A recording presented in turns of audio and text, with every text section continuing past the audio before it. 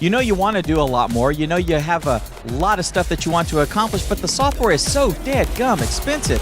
What do you do? We're going to talk about that today.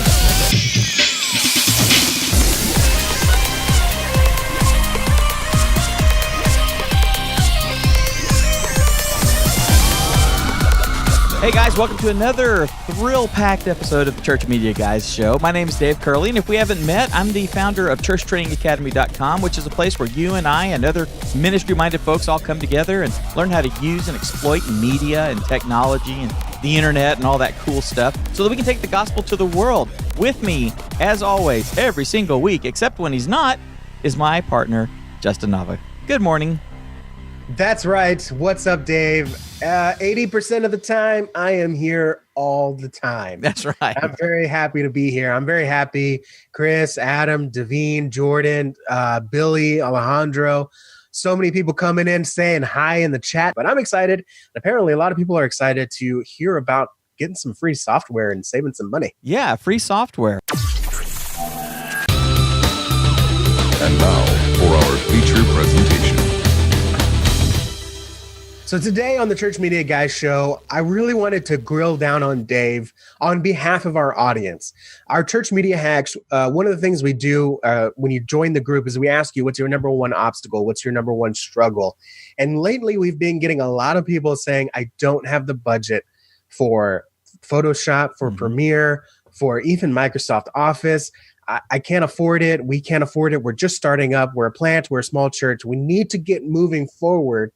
But the whole adage, you got to spend money to make money kind of thing, you know, you have to spend on software to make creative assets. We just don't have that opportunity. So, Dave, I'm going to grill you today and find out, pull from your knowledge, because you have some software that you're calling open source. Yes. Which is, I understand as free, but I want you to explain that first. Right. And then you're going to share some open source software that anyone can use to get similar creative assets that you would from Photoshop, from Audition, Premiere, right, and even Office. You know, that's I was thinking about what you said.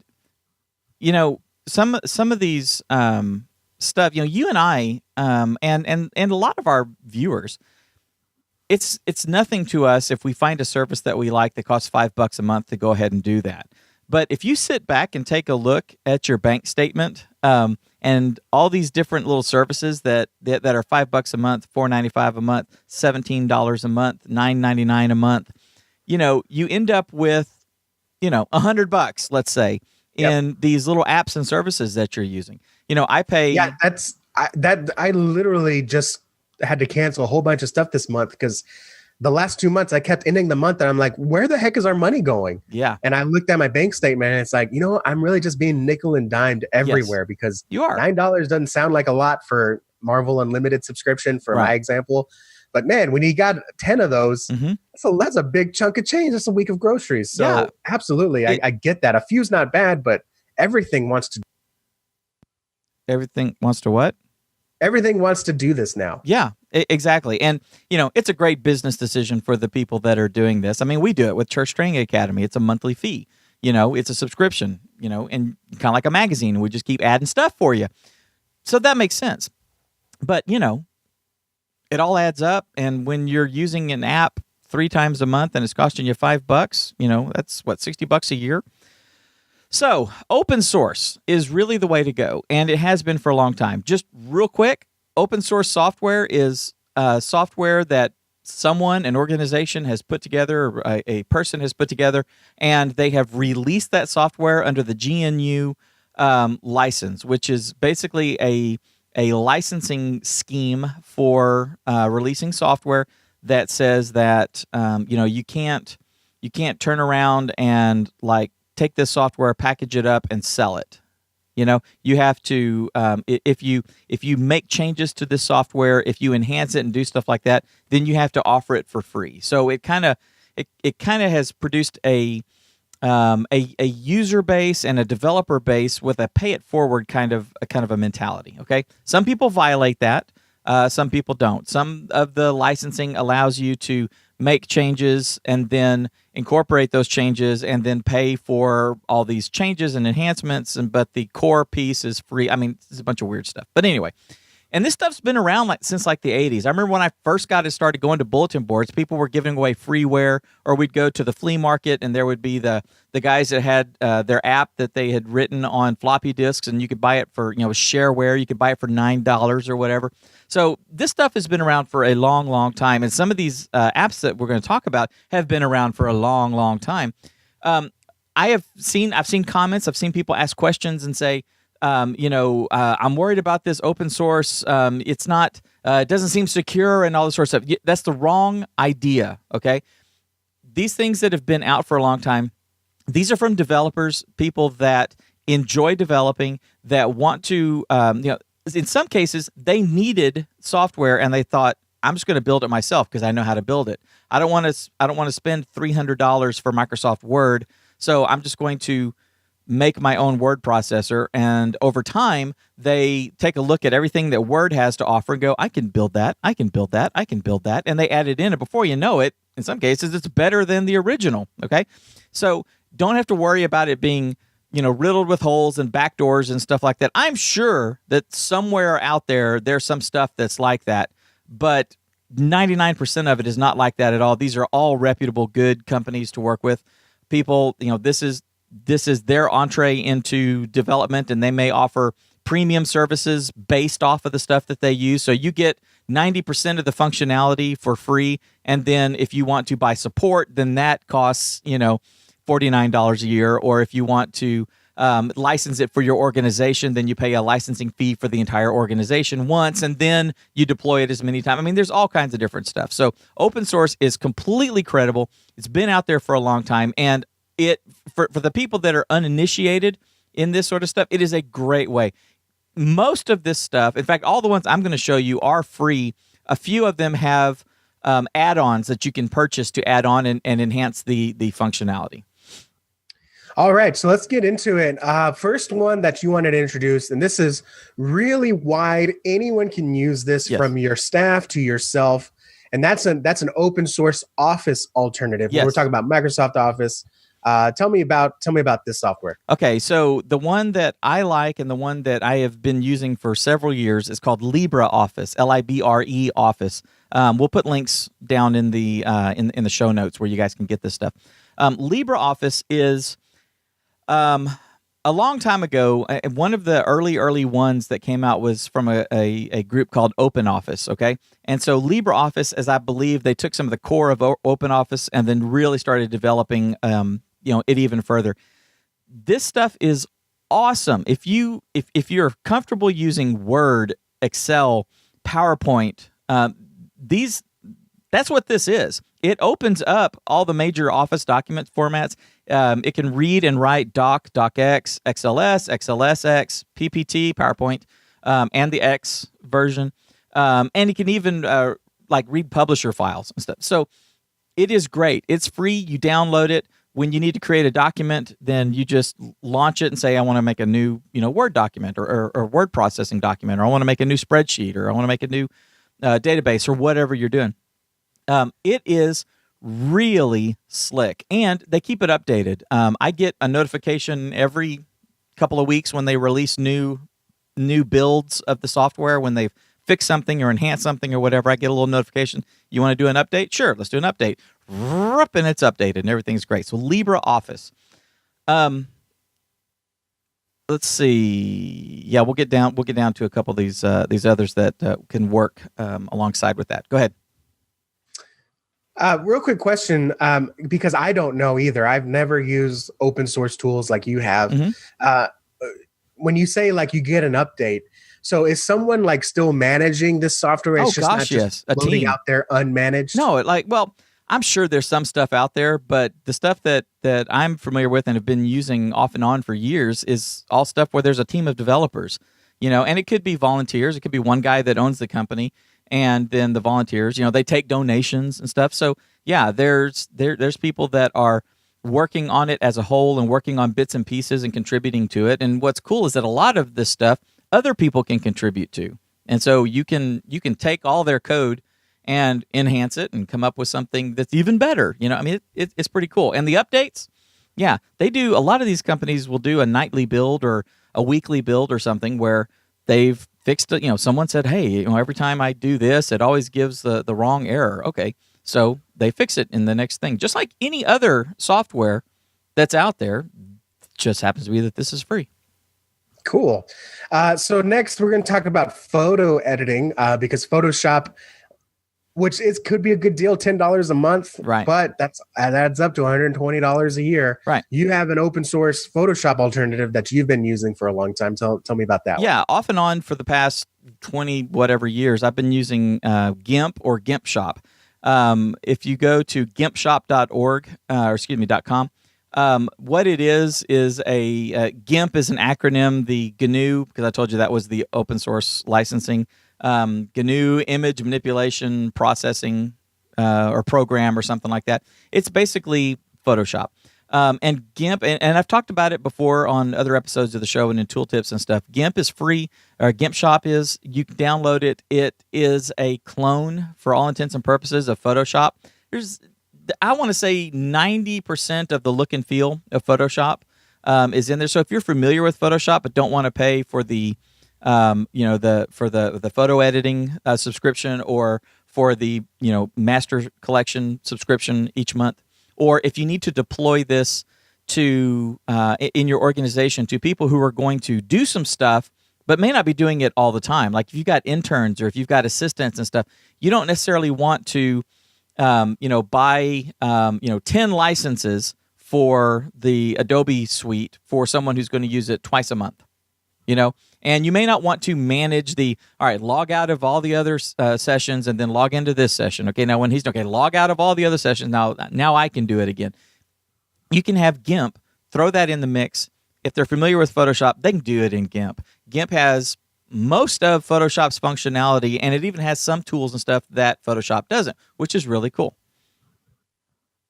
Awesome. So the next two, I'm going to go through a little bit faster because I don't know a lot of our audience is going to be using tools like this, but it is good to have in your toolbox. And this is a drawing or a vector program called Inkscape. Right. Inkscape is a free alternative to Adobe Illustrator. And yes, a lot of people do use it. A lot of creatives use it because they're designing posters. They're designing other artwork, vector graphics, and things like that. When you are coming up with a poster or a design or something like that, it's not always photography, it's drawing. And a lot of creatives use it and have been using Illustrator for 20-something years. Inkscape is basically a free alternative to that. So you can download Inkscape. I've played with it a little bit. I'm not an Illustrator guy. I'm good enough to get in there and do some basic stuff, but 90% of my stuff is all done in Photoshop. But Inkscape is a great alternative. It gets a lot of great reviews. I've used it a few times, and it's great. You can do all the different formats. You can do SVG, EPS, things like that. You can create web graphics, SVG web graphics, that you then throw out onto your web pages and stuff. It's great, Inkscape.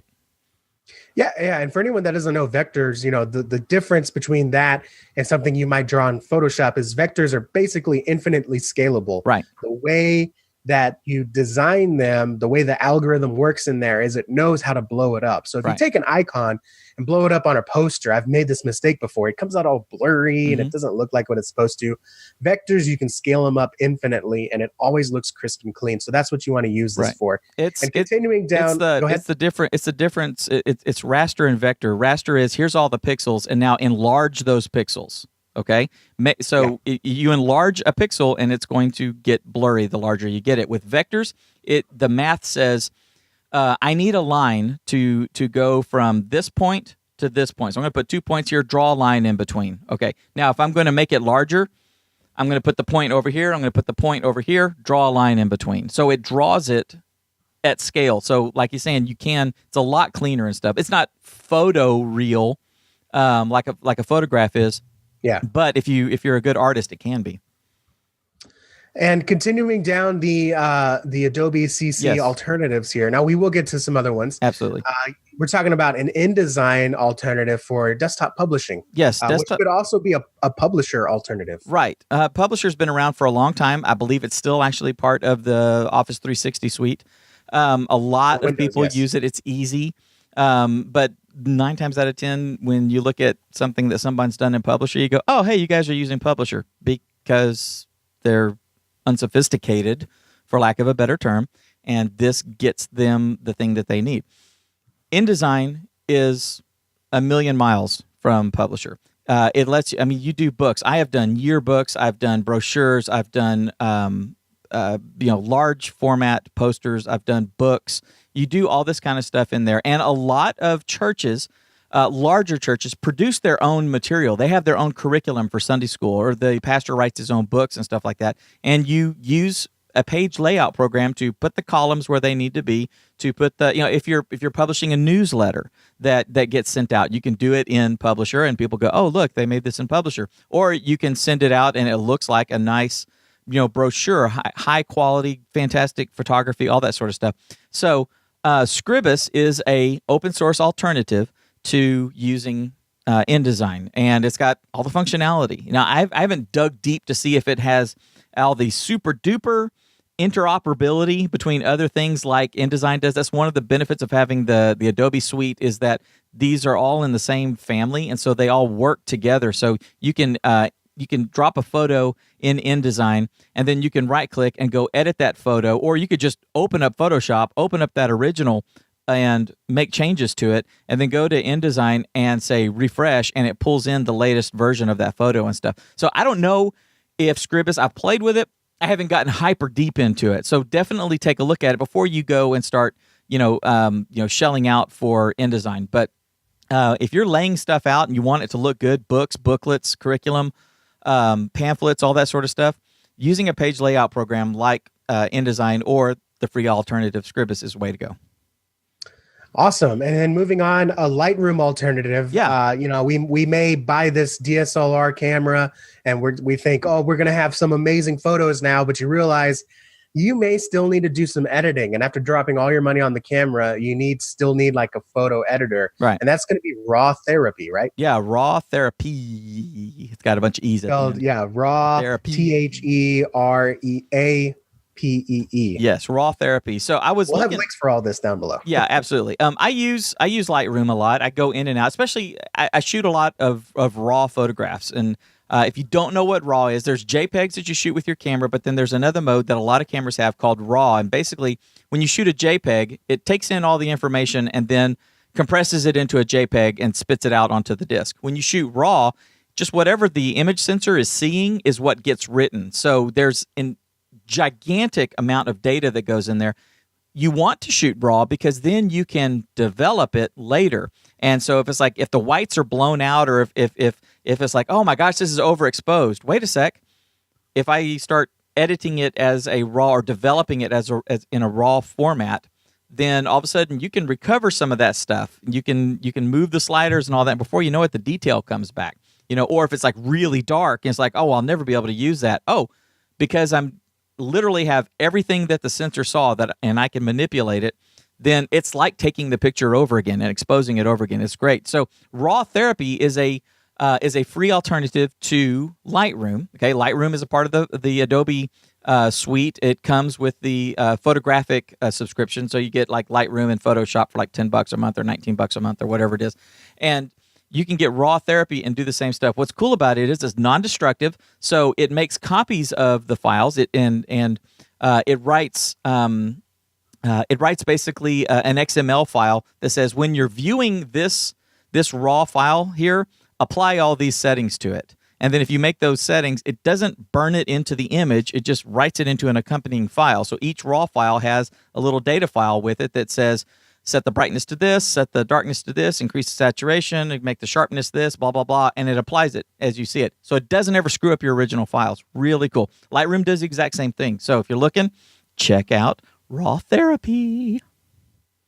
And then the last one, second to last one here is probably the one we get requested the most. Oh, absolutely. I need a free video editor software, and that's going to be open source version, HitFilm Express. HitFilm is cool. So what these guys have done is they have a full-fledged video editor called HitFilm, and is basically a bunch of guys that said, okay, we're filmmakers, and what do filmmakers need? What do you need when you're editing a movie or something? You need to be able to composite, do multi-layer effects and stuff. You need to be able to Let's say we're having a gunfight. I need to be able to have, fire blasting from the end of the muzzle. When a bullet hits the wall, I need to see little chunks come flying off of it and stuff.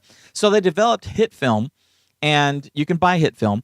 The Express version has most of the functionality of the full version, and then you can put add-ons to it to really flesh it out. But hit film is really cool. If you're used to using a nonlinear video editor like Adobe Premiere, hit film very much has that feel to it.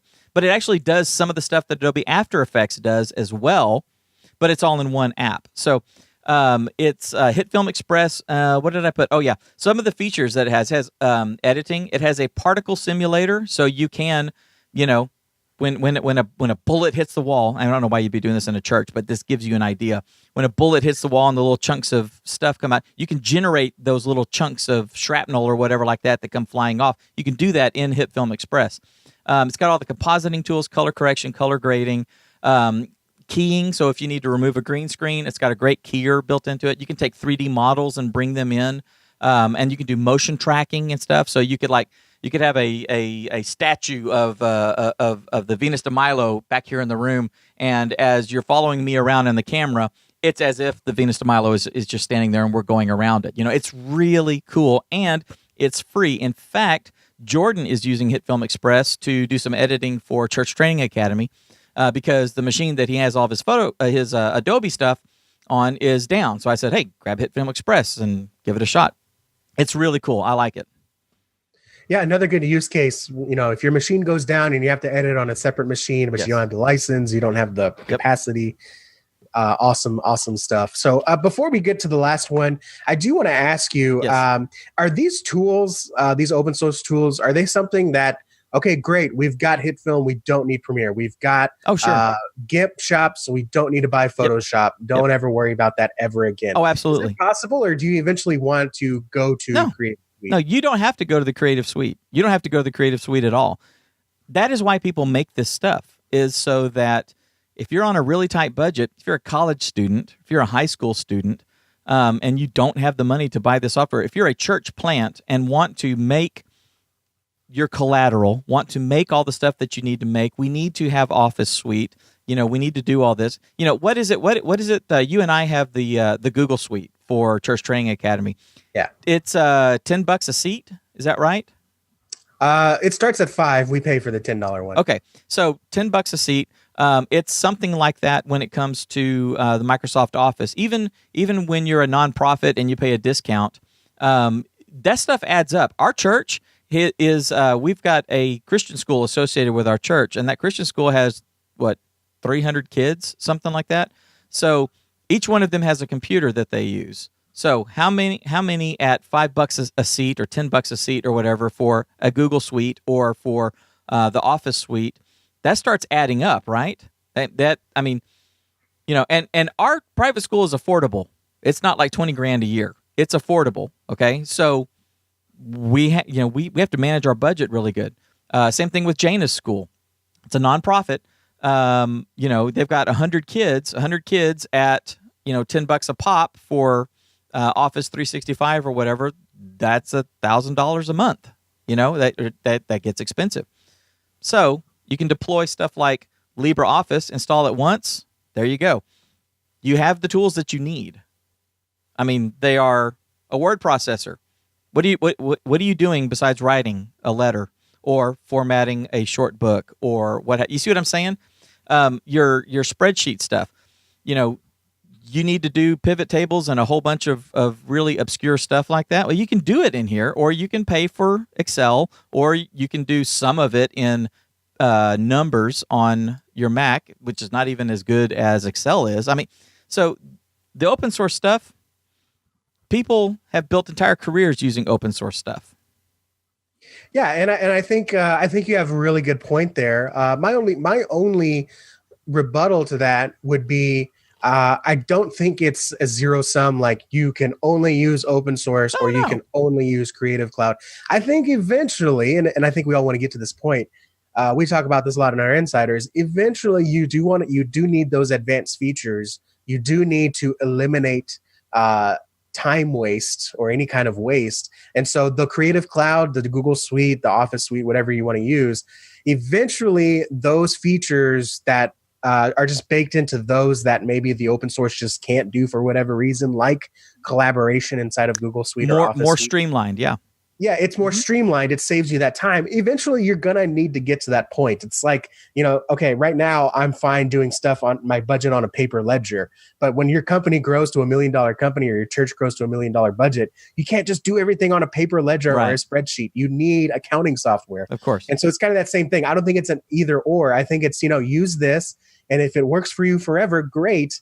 But, eventually, if you do want Creative Cloud for whatever reason, go for it. You still have these free tools in your back pocket. And if it doesn't work out, you just cancel it and go back. Yeah, absolutely. Or if you've been using LibreOffice and you need to do more collaboration, actual real-time collaboration and stuff, I tell people don't even get Office 365 because the collaboration with Office 365 is not real-time.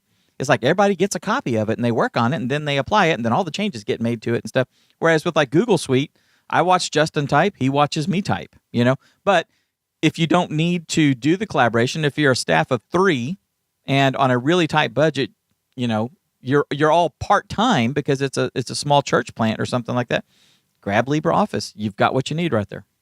Absolutely. Last one I want to hit on is Audacity. Yes, for audio That's editing. a good one for our sermons. Yes. Yeah, it's a good one for editing sermons, for for recording your church's podcast if you want. If the pastor has a podcast that he releases once a week or something. Audacity is great. Audacity has been around for a long, long, long time. Radio stations use Audacity to edit and stuff. It is great. It is chock-a-block full of features. It's got lots of plugins. It uses standard plugins and stuff. Audacity is great. So if you need to edit audio, if you need to trim your sermons, if you need to do some noise reduction, if you need to tweak the levels and tweak the EQ and stuff like that, you could do all of that in Audacity, and it's free. I have not checked on HitFilm Express, but everything else in here is cross-platform, and most of them go really across platform. So Windows, Mac, and Linux. Okay, Linux is still out there, and there's people using Ubuntu all the time. So if you are one of those Ubuntu weirdos, people, then you can use these as well. Absolutely. And just for fun, you said people have been using Audacity for a long time. I did a Google. Audacity was founded in the fall of 1999. And you know what song we were singing? Livin' La Vida Loca. Livin' La Vida Loca. Livin' La Vida Loca. We were singing that when Audacity was created. And holy it's mackerel. Been used ever since. And Dave, I did say, you know what? I gotta back check. I did say, I don't use open source software. I just prefer to get it from the source, get it from whatever. I actually did use Audacity for a period there. I totally forgot about it. Audacity is really cool. Even me, the non-tech guy, used Audacity. So anyone can use Audacity. Yeah, and I'm not going to we're not going to go into this, but I will tell you that there are people that have like a USB stick that they can either boot a system, any computer, like any PC from, that loads up an operating system and has all these different apps in there, so that I could go to your house or go sit at your desk and boot up with my USB stick, and there's my little operating system with all my stuff. There's also people that that will carry a USB stick that has it's called a portable version of this software, where if you just go onto a machine, then you can open it up and run that executable, and boom, you can launch Audacity from your USB stick. So if you're having to move around or go from system to system, or if you're a temp or an intern or something like that, there's ways that some of these can be run just from a USB stick without doing any installation or anything like that. So if somebody wants to do a tutorial or something on how to do stuff like that, we're more than welcome to publish it for you. Someone had a question, and we will end with this. Do you have a suggestion for an After Effects alternative that will open existing After Effects files? That came from CMC Falls on YouTube. Yeah, I have not looked for that, but I've been curious about it. Anytime I start looking for open source stuff, I always wonder if there's something out there. Now, I don't know if it's going to open files, but there's a piece of software called Blender, and Blender is it started out kind of as an answer to 3D Studio Max or Softimage or one of those 3D modeling and rendering programs. Blender has grown into other stuff, so they do like video editing and compositing and stuff like that. If you can take an After Effects file and drop it in there, I'm not sure. I know that with Premiere and with Final Cut, you can actually like export out a kind of a base level edit decision list or it's called an EDL or like an XML file that basically has all the cuts and levels and stuff like that. It won't have the specifics of a given plugin in it, but that basically takes like your major work and puts it in there, and then you can open that up in one of the other apps. So like I can do that in Premiere, send that out, go open it up in Final Cut and keep editing. There may be something like that. It would definitely be worth looking into. All right, very cool. Dave, anything else you want to say about open source? Give it a try. Don't be scared. I've had people in YouTube comments and in videos when I say, hey, this is a free open source program, and they're like, oh my gosh, they're going to hack my computer and stuff like that. Now, come on, guys. Seriously. Oh, don't worry I did about have that. another question for you. Now, this is my big thing. Okay. And this has honestly been ingrained in me, and I just can't get away from it. Growing up, we always used to buy Dell computers. Mm-hmm. Even though they weren't the best, they weren't the cheapest, they had the best support. That was something so huge that my dad ingrained me is whatever you do, go with whoever has the best support. Where do you find support for these open source softwares? That's something that I often struggle with. And a big thing that scares me away from open source is, where do I go? Okay. I mean, now I'm just looking at random forums. Who can I trust? Okay, here's a reality check. Number one, sitting within an inch or so of your fingertips is access to the sum total of human knowledge called the internet. Okay? So if you have a question about how to do something in a certain app, you can probably find a little tutorial. You can probably find a little YouTube video that shows you how to do it. Most of us are doing that now. I cannot remember the last time I hit a help file to find out about something.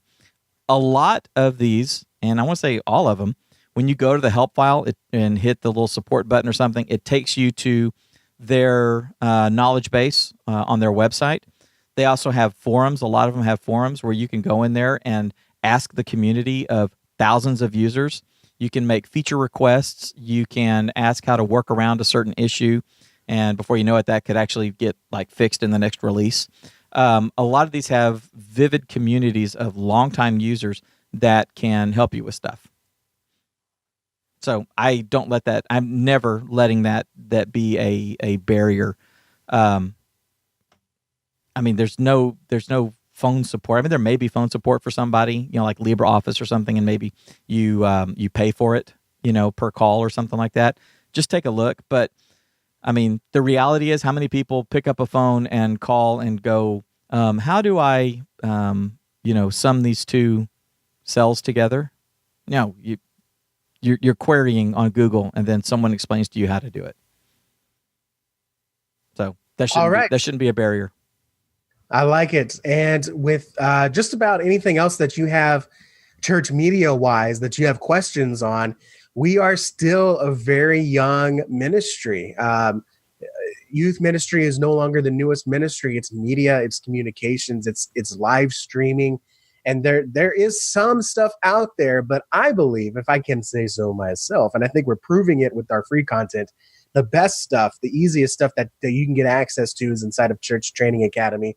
And if you become what we call a CTA insider, you get access to me and Dave through our private Facebook group for insiders, and other insiders are in that group, so you get access to them too. We have group coaching, which is, in my opinion, the most valuable thing that we have, where every 2 weeks we get together. We walk through obstacles, we walk through problems, we pitch ideas to each other, make sure that no one is missing a step. And between all of us combined, we have over 100 years of experience in church media. No one's done church media for 100 years, but if you combine everything together, And then you get access to all our courses. So any training, any previous masterminds, courses that we do, you get access to that. It's your one-stop shop. So you don't have to go find YouTube and go find Joe Schmo and like, I've made a video in 2013 and he's like, he doesn't even know Snapchat exists. But you need current and relevant help, and that's what CTA Insiders is here for you, so you don't have to do this alone. You no longer become a one-man team. We all come alongside you, and you become a team of dozens. There are dozens of us. Dozens! It's an Arrested Development joke for you. So if you want to join our ranks, go to churchtrainingacademy.com/join. We'd love to have you. So when you're a church or a ministry and you've got tight budget constraints, don't forget about open source software. There is a lot out there, and there's a lot more out there besides the list that we've shown in here. There's church management software that people subscribe to or that they buy and stuff like that. I am going to go out on a limb and say there's probably something open source out there as well that you can get started with. Okay, I don't know that, but that's how vivid the open source community is. That there are people out there developing software, sometimes for decades. That is a completely viable and in some areas superior to the commercial stuff that's out there. So definitely keep open source as a part of your thinking that, oh my gosh, this is $1,200. I can't afford to buy, spend $1,200 or this is $100 a month or something. Don't worry. See if there's an open source alternative out there. You might be surprised. Until next time, guys, take everything that you've learned here and use it to go out there and change lives.